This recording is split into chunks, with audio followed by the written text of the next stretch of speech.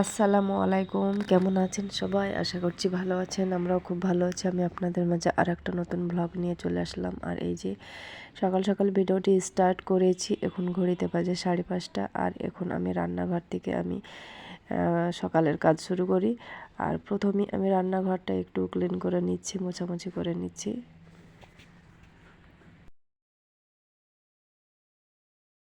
তারপরে আমি মোছামুছি করে নেওয়ার পর আমি রান্নাঘরটায় একটু আমি ঝাড়ু দিয়ে নিচ্ছি। আর এটাই আমার এইভাবে আমি প্রতিনিয়ত কাজ করি। আর এটা দেখুন, আমি সিঁড়ির তলায় রান্নাঘরটা আমি করে নিয়েছি। এই জায়গাটা অযথা পড়ে থাকে, তাই আমি এই সিঁড়িঘরের তলায় রান্নাঘরটা করেছি। আর বাইরে রান্নাঘর করলে তো আমরা তো মধ্যবিত্ত ফ্যামিলির মানুষ, আমাদের টাকা পয়সা খুবই কম। তার মানে আমাদের ইনকাম কম, তাই বাইরে ঘর করতে গেলে আমাদের অনেক টাকা খরচ হবে। তাই আমি এই রান্নার জায়গাটা আমি সিঁড়ির তলাতেই করে নিয়েছি।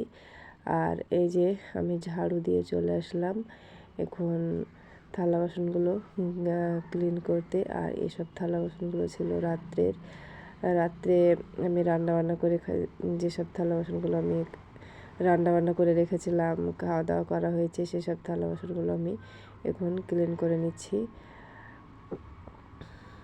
আর আমার ভিডিওটি যে যেখান থেকে দেখছেন, ভালো লাগলে লাইক করবেন, কমেন্ট করে আপনাদের মতামতটা জানাবেন। আর বেশি ভালো লাগলে সাবস্ক্রাইব করে পাশে থেকে যাবেন।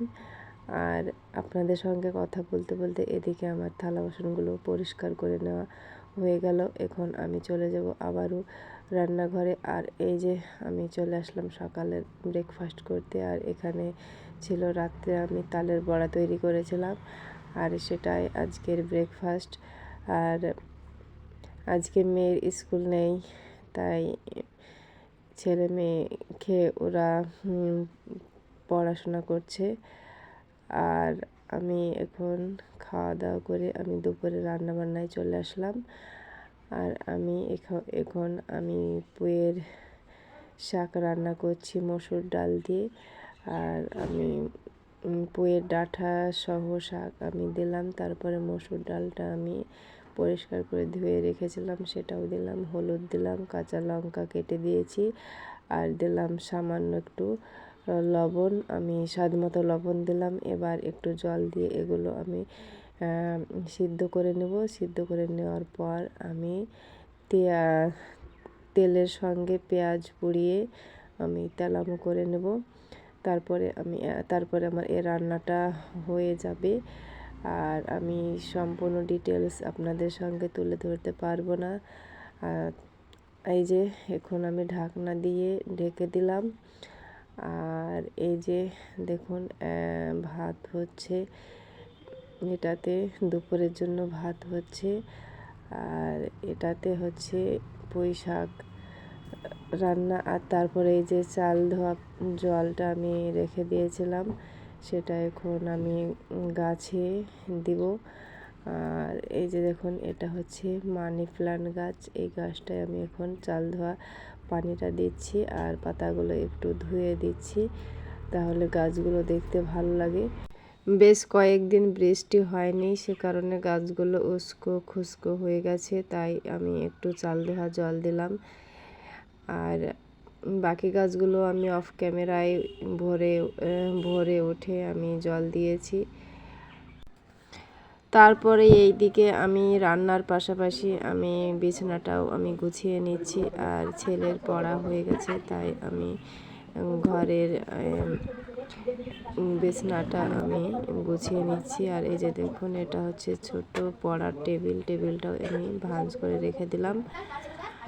আর তারপরে আমি এই যে বিছানার চাদরটাও তুলে নিলাম। তারপরে আমি খাটটা একটু ঝাড়ু দিয়ে নিলাম।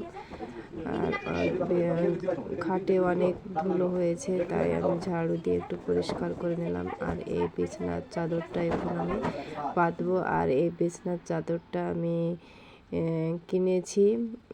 কেমন হয়েছে, নতুন বিছানার চাদর পাতা হয়নি, আজকেই প্রথম পেতে দিলাম। কেমন হয়েছে অবশ্যই কমেন্ট করে জানাবেন। আর তারপরে আমি ঘরটা ঝাড়ু দিয়ে নিচ্ছি। অফ ক্যামেরায় আমি সমস্ত ঘর ঝাড়ু দিয়ে নিয়েছি। তারপরে এই যে দেখুন আমি এই সামনেটাও এইভাবেই ঝাড়ু দিয়ে নিচ্ছি।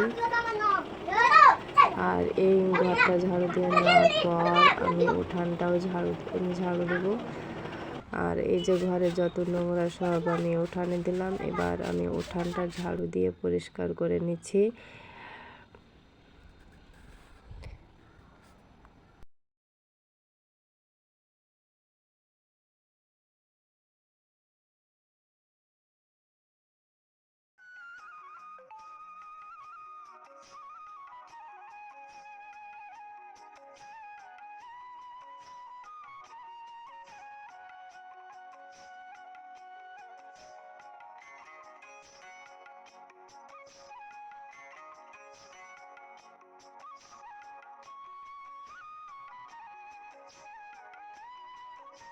আর এদিকে আমার ঝাড়ু দেওয়া হয়ে গেল। এখন আবর্জনাগুলো ফেলে দেব।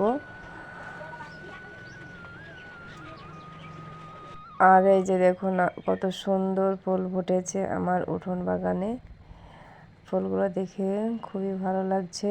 আর এই যে দেখুন কত গোলাপ ধরেছে।